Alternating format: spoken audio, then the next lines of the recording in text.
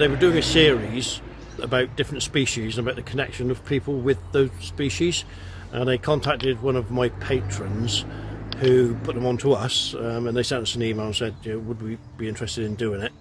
And over a period of weeks we had several meetings, so we decided we would do it, and they came over, they flew the crew over, and they made the series. They were here for 4 days filming. It'd be an hour-long programme, and then they moved on to, I think they went up north somewhere to a wolf chap that was rehabilitating wolves or taking wolves from zoos and places like that, other than say put them to sleep basically.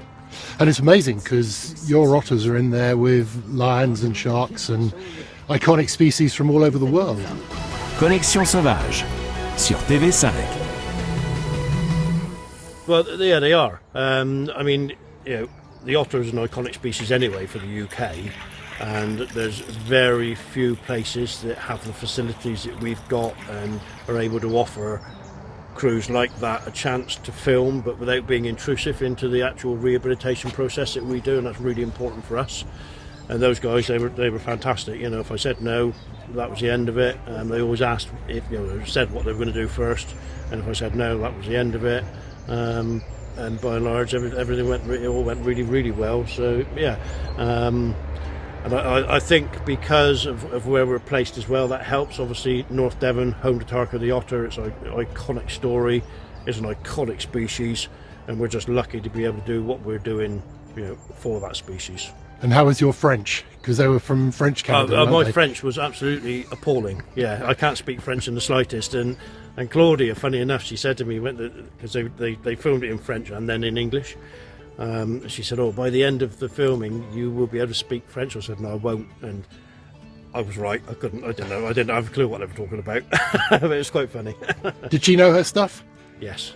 Yeah, she was very very clued up. She's done her homework, extremely passionate as well. That came across, as that did for all the crew actually. They all appeared to be passionate and knew what they were talking about and knew what they were doing. So of course that made the filming so much easier and so much more enjoyable, because you could see they were actually doing it because they were enjoying doing it instead of being the fact that they had to do it. Yeah.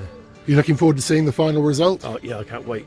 Yeah, it's going to take a bit of editing. I think they said it would take about 2 months to edit it, 2 to 3 months, because I swear a lot apparently. But yeah, when it comes out, I think it's going to be quite an eye opener. I think it's going to be really, really impressive. And they fell in love with the area. They certainly fell in love with the Grove. Yeah. Well, most people do when I take them out there. It's good, isn't it? It's a typical quaint English pub, isn't it? I mean, and Canadians as well. They love all the quaintness and the historical bits of it, and and the landscapes. Yeah, I think they were quite sad to leave. Yeah.